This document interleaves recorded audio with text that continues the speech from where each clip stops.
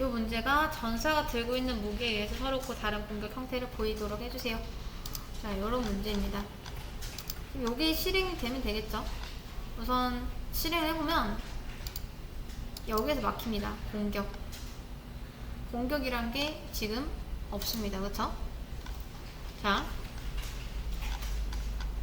보니까 지금 전사가 하나 있는데 이름은 칸이라고 합니다. 칸. 이렇게 넣었나? 이렇게 넣었나? 똑같죠? 자, 똑같아요. 아무튼 이름은 칸이고 나이는 20입니다. 그리고 자기소개를 하면은 잠깐 저 오류 나는 거 주석 처리하고 한번 볼게요. 자, 20살 칸입니다. 그 다음 뭐 칸입니다. 칸이입니다. 요렇게 출력이 됩니다. 그래서 보니까 이제 나이가 계속 먹고 있죠. 그리고 이름도 바꿨습니다. 그리고 나중에 이제 전사가 무기를 가지게 되는데 공격을 했을 때 이때는 칸이가 활로, 그 다음 이때는 칸이가 칼로 공격을 합니다 라고 나와야 된대요. 자, 그러면 이런 공격이라는 메서드는 어디에다 만들면 될까요? 누가 가지고 있죠? 그쵸? 그쵸? 지금 딱 봐도 여기서 뭐라고 하는 게 cannot resolve 메서드 공격인 전사 안에 공격 메서드가 없다라고 하니까 요거를 create해서 이렇게 만들어주면 됩니다. 만약에 내가 어디에다 만드는지 잘 모르겠다 하시면 이렇게 create 한번 해보세요. 그럼 알아서 잘 찾아가서 만들어 줄 테니까. 자, 그 다음 지금 공격을 할 때 어떤 정보가 넘어가야 되죠? 그쵸? 이름이랑 무기, 어떤 무기로 지금 공격을 하는지. 근데 사실상 이제 저는 어떻게 할 거냐면 이 공격한테 작동을 시킬 거예요. 작동을. 제가 그냥 단순히 여기서 공격하면 이런 출력 나와야 되니까 이렇게 여기다가 system.out print ln 해가지고 이렇게 쓰면은 무조건 공격 메서드를 호출할 때 이렇게 칸이가 칼로 공격합니다만 나오잖아요. 그쵸? 그래서 저는 이 A 무기한테 너 작동해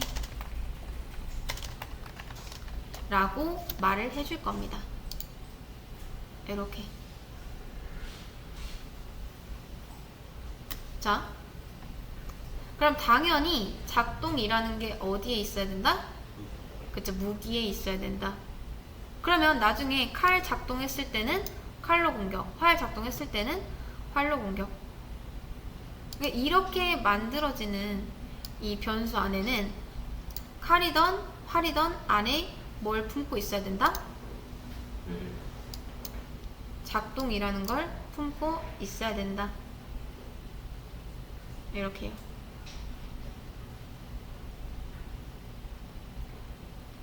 근데 작동을 이제 시킬 때 여러분이 그냥 작동을 시키면 될까요?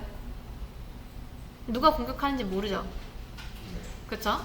그래서 이때 이름을 같이 넘겨주시는 게 좋습니다. 그래야지 나중에 뭐 이름이 바뀌어도 그걸 알아볼 수 있을 테니까요. 사용자명이라도 돼요. 똑같지 않아도 됩니다. 인자랑 매개변수 이름이랑. 자, 이런 식으로 작동을 시키면 되겠죠. 그리고 끝인가요? 사실 자, 여러분 여기에서 얘가 하는 역할은 뭐죠? 이 무기한테 있는 작동 버튼은 뭐죠? 나중에 칼이랑 활이 무기가 될 때 무기처럼 똑같이 행동을 하기 위해서 이제 얘네들이 형변환을 하는데 만약에 칼이랑 활한테는 작동이 있지만 여기에는 없다면 형변환이 될 때 이거를 버리고 들어오기 때문에 버튼용으로라도 이거를 만들어 놔야 된다. 그리고 여기에서 뭘 쓰는 거는 의미가 없다. 그쵸? 왜냐? 나머지 애들이 이렇게 오버라이드를 할 거기 때문에. 자, 여기는 이제 사용자명 플러스가 칼로 공격합니다. 요런 말이 있으면 되는 거고, 그 다음 여기서는 활로 공격합니다. 요런 말이 있으면 되겠죠. 근데 여기에는 안 썼다고 해서 이걸 없애면 어떻게 된다? 당연히 없다고 합니다. 분명 칼이랑 활에는 있지만, 자 다시 한번, 이 칼이랑 활은 이 A 무기에 들어갈 때 지금 이렇게 들어가고 있잖아요.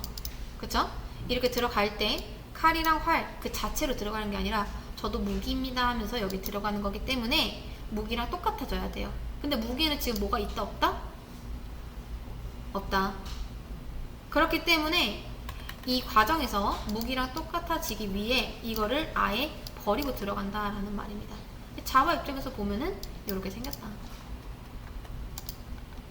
자, 그래서 반드시 이제 모양만이라도 이렇게 유지를 해 놓고 있어야 됩니다. 모양만이라도.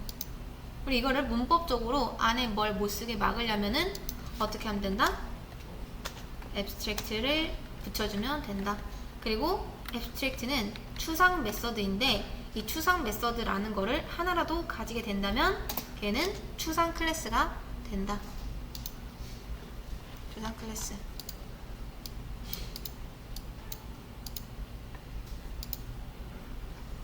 근데 사실 추상 메서드는 다 딱 그런 거예요. 추상 클래스라는 게. 자, 추상 클래스 안에는 일반 메서드도 가능하고요, 추상 메서드도 가능합니다. 그러니까 나중에 클래스 봤을 때 abstract가 붙어 있다 하면은 아, 이 안에 추상 메서드 있겠구나 라고 생각을 하시면 돼요.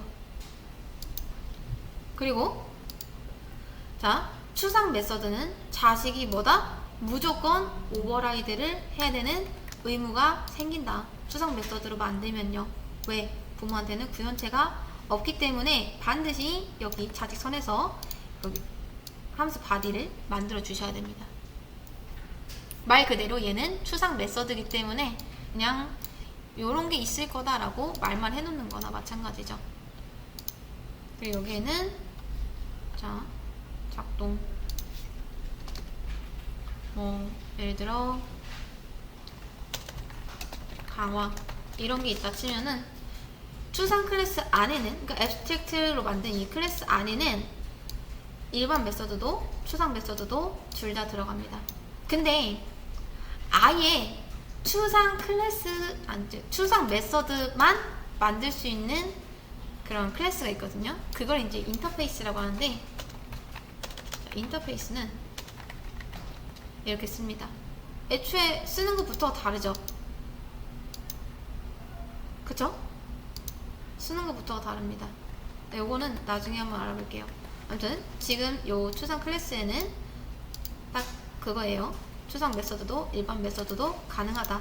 그리고 이 추상 메서드를 상속받는 애들은 무조건 이렇게 오버라이드를 해야 된다.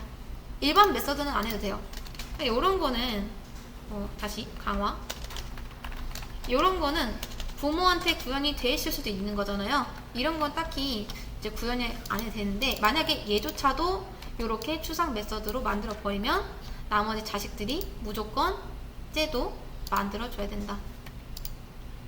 뭐 이렇게 해서 implement 메서드 해서 오케이 하시면 알아서 만들어 줍니다.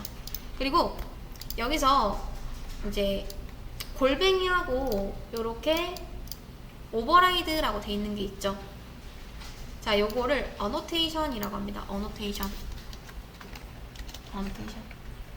근데 저 annotation의 약간 의미는 그런 거예요. 다른 프로그램한테 어떤 유용한 정보를 제공하기 위해서 쓰는 게 annotation인데, 쉽게 생각해서, 그러니까 주석 정도로 생각하세요. 이거는 오버라이드 된 메서드다 라고 표시를 해주는 겁니다.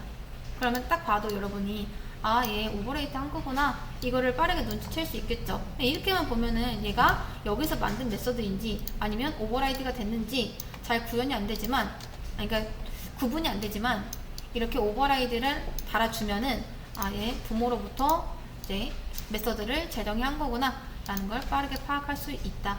어노테이션은 달아도 되고 안 달아도 되고 상관없습니다. 아무튼 이런 것도 있습니다.